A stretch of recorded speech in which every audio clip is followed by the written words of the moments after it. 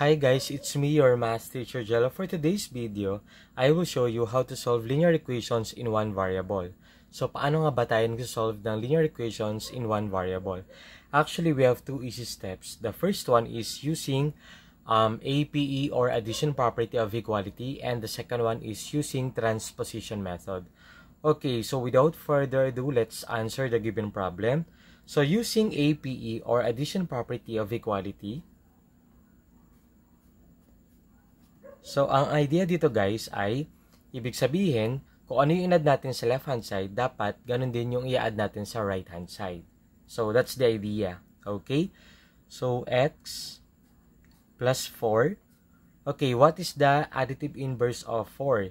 Very good. The answer is negative 4, right? So, plus negative 4 equals 12 plus negative 4. Okay. So, yung sinabi natin kanina, yung idea, kung ano yung in-add natin dito sa left-hand side, dapat ganun din sa right-hand side. Okay? So, x has no similar term, of course. We should copy or bring down. And then, positive 4 plus negative 4, pwede natin ipag-add yan. So, like term sila. So, 4 plus negative 4, that is actually 0, right? So, we can cancel out. Kasi 0 naman yan. And then 12 plus negative 4. So, this is equal to positive 8. Okay? So, using addition property of equality, x is equal to 8. That's the answer. Okay, so to check whether our answer is correct, we can substitute in the original equation. So, your x is equal to 8. So, 8 plus 4 equals 12. Equals 12, right? So, 12 equals 12. So, nag-equal sila. Ibig sabihin, tama yung sagot natin. So, using APE. So, now, using transposition method. Okay? Let's prove na same din yung magiging sagot. So, kung saan kayo mas nadadalian, dun kayo, guys. Okay? So, using transposition method.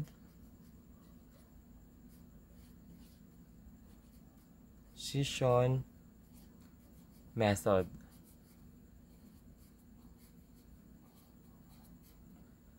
Okay, so same given tayo, x plus 4 equals 12.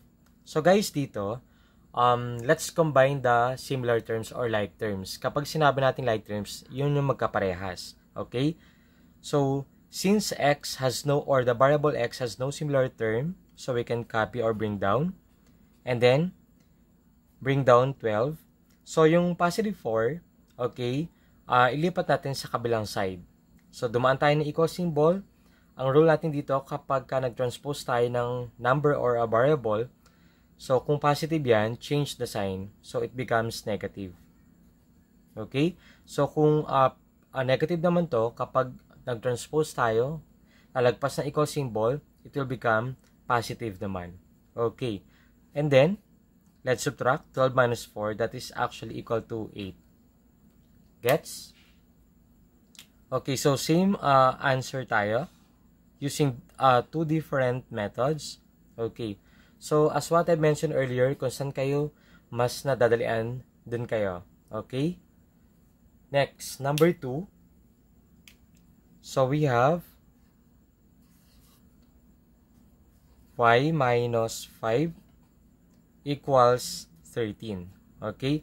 So, ipapakita ko na lang using transposition method. So, y now is equal to 13. And then negative 5, ilipat natin sa kabila. It becomes positive 5. Okay, so y now is equal to 18. Gets? So, ganun lang kasimple. And using APE, ganun din magiging sagot natin. Okay, next. Number 3. So, we have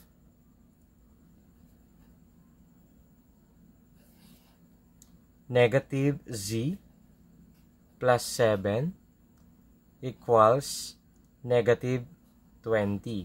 Okay. So, using APE or transposition method, same pa rin magiging sagot natin. Okay? So, ang gagawin ko rito guys, using transposition method na lang para mas madali.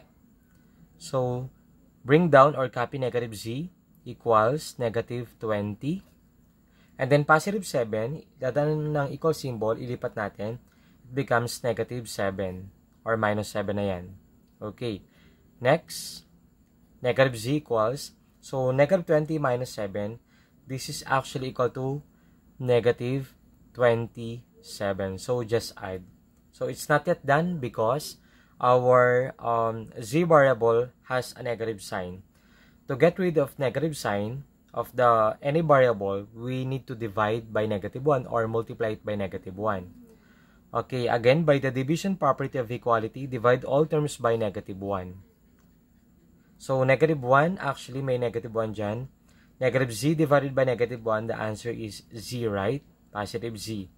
And then negative 27 divided by negative 1, that is actually equal to positive 27. So, that's the answer.